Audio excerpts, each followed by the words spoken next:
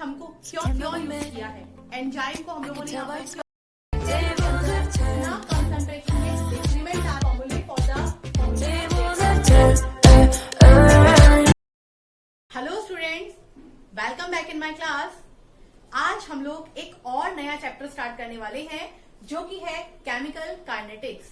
इस चैप्टर को स्टार्ट करने से पहले मैं कुछ ऐसे क्वेश्चंस के बारे में बात करना चाहूंगी जो हमारे मन में उठते रहते हैं कि हमको क्यों केमिकल काइनेटिक्स को पढ़ना चाहिए। तो हम लोग जब छोटी क्लासेस में थे तो वहां जब केमिकल रिएक्शंस को देखते थे तो एकदम से समझ में नहीं आता था कि ये रिएक्शन किस तरीके से प्रोसीड हुई, कौन से फैक्टर हैं जिन्होंने इस रिएक्शन को अफेक्ट किया, कैटलिस्ट को हम लोगों ने यहाँ पर क्यों यूज किया है, एंजाइम को हम लोगों ने यहाँ पर क्यों यूज किया है, कोई भी रिएक्शन किस तरीके से फास्ट हो रही है, स्लो हो रही है या फिर मॉडरेट हो रही है। ये कुछ क्वेश्चंस हैं। या फिर हम लोग कह सकते हैं कि कितने स्टेप में हमने इस रिएक्शन को पूरा किया, क्या एक स्टेप में हमें प्रोडक्ट मिला, क्या 2 स्टेप में हमें प्रोडक्ट मिला।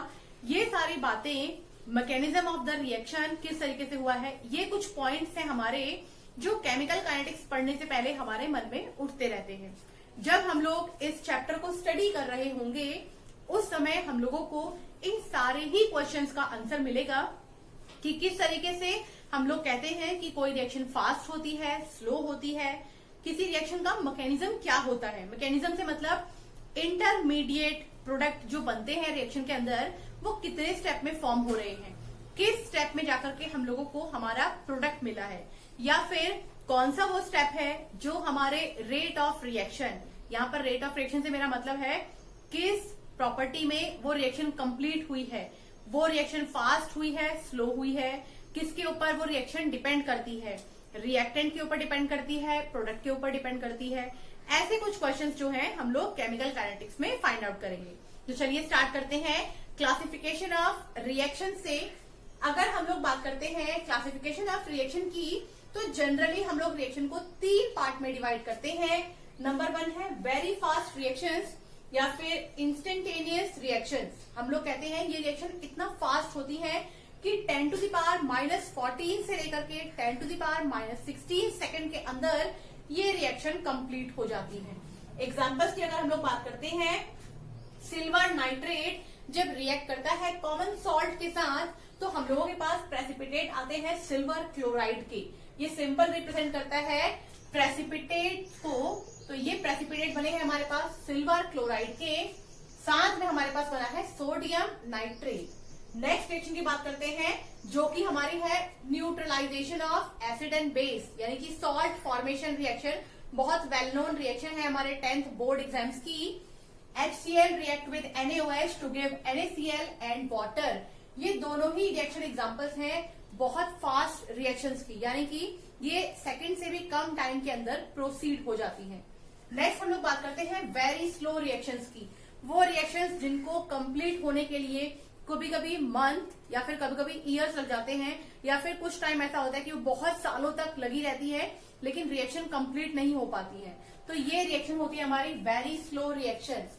यहाँ पर एग्जांपल नंबर 1 है हमारा फॉर्मेशन ऑफ वाटर मॉलिक्यूल। हमारे अर्थ के ऊपर वाटर की क्वांटिटी तो कम है ही, उसके कम होने का रीजन ये है कि एक वाटर की ड्रॉपलेट को बनने में ही बहुत साल लग जाते हैं, इसलिए हम लोगों ने इसको कंसीडर किया है वेरी स्लो रिएक्शन के अंदर। रिएक्शन हमारी है 2H2 + O2 gives out 2H2O। या फिर हम लोग बात करते हैं एनवायरमेंट के अंदर फॉर्म होने वाली कार्बन डाइऑक्साइड रिएक्शन, जो कि हमारा और एक एग्जांपल है वेरी स्लो रिएक्शन का। नेक्स्ट हम लोग बात करते हैं मॉडरेट रिएक्शन। जैसा कि नाम बता रहा है मॉडरेट मतलब in between very fast and very slow reaction. ये reaction very fast reaction and very slow reaction इन दोनों के बीच में काम करती है। जो हमारे केमिकल लेबोरेटरीज में होने वाली रिएक्शंस हैं उनको हम लोग कभी कभी मॉडरेट रिएक्शन में रख सकते हैं। सारी ही केमिकल रिएक्शन मॉडरेट होंगी ऐसा नहीं है, लेकिन कुछ रिएक्शन मॉडरेट होती है। यहाँ अगर हम लोग एग्जांपल लेते हैं तो ये है हमारा डिकम्पोजिशन ऑफ एस्टर। अगर हम लोग एस्टर को रिएक्शन कराते हैं वाटर मॉलिक्यूल के साथ तो ये हम लोगों को 2 पार्ट में डिवाइड होकर देता है, that is organic acid and alcohol. ये हमारा एग्जांपल है मॉडरेट रिएक्शन का। अब हम लोग बात करने वाले हैं हमारे नेक्स्ट टॉपिक की, जो कि है रेट ऑफ रिएक्शन। अगर हम लोग बात करते हैं रेट ऑफ रिएक्शन की, तो हम लोग इसको दो स्टेप में डिवाइड कर सकते हैं, दो टाइप में डिवाइड कर सकते हैं। एक होता है हमारा एवरेज रेट ऑफ रिएक्शन, वहीं दूसरा होता है हमारा इंस्टेंटेनियस रेट ऑफ रिएक्शन। अगर हम लोग बात करते हैं इनके रिप्रेजेंटेशन के लिए, तो पहले एक जनरल रिएक्शन देख लेते हैं।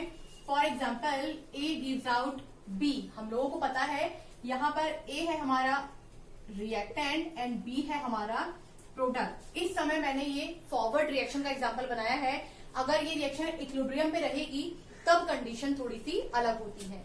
अगर हम लोग बात करते हैं रेट ऑफ रिएक्शन की, तो हम लोग इसकी डेफिनेशन को बोल सकते हैं कि रेट ऑफ रिएक्शन किसी भी एक रिएक्शन के अंदर प्रोडक्ट या फिर रिएक्टेंट की कंसंट्रेशन के ऊपर डिपेंडेंट होता है, और साथ ही हम लोग कह सकते हैं कि rate of reaction per unit time के अंदर कितना कंसंट्रेशन में चेंज आया है रिएक्टेंट या फिर प्रोडक्ट के, उसके ऊपर डिपेंडेंट है।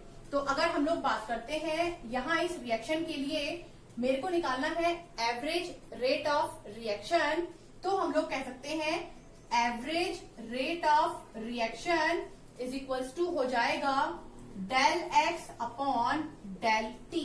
यहाँ पर डेल वर्ड जो है वो कंसंट्रेशन में चेंज को डिनोट कर रहा है इस समय पर रिएक्टेंट की, क्योंकि ये रिएक्शन फॉरवर्ड रिएक्शन है। मैंने कहा था इक्विलिब्रियम में रहेगा तो बात अलग हो जाएगी। और डेल टी का मतलब है टाइम इंटरवल, कितना कितना टाइम इंटरवल उस रिएक्शन को कंप्लीट होने में लग रहा है।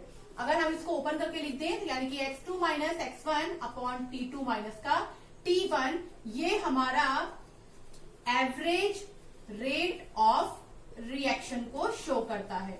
वहीं अगर हम लोग बात कर लेते हैं इंस्टेंटेनियस रेट ऑफ रिएक्शन की, तो इसका रिप्रेजेंटेशन होता है del x upon del t. यहां पर जब इंस्टेंटेनियस रेट ऑफ रिएक्शन की हम लोग बात करते हैं तो हम इसको रिप्रेजेंट करते हैं reactant as well as product के लिए, लेकिन यहां पर इनका रिप्रेजेंटेशन थोड़ा सा चेंज होता है। जैसे कि अगर हम लोग बात करते हैं रिएक्टेंट के लिए, हम कंसंट्रेशन के लिए एक ब्रैकेट को यूज करने वाले हैं, upon del t is equals to concentration of product upon del T.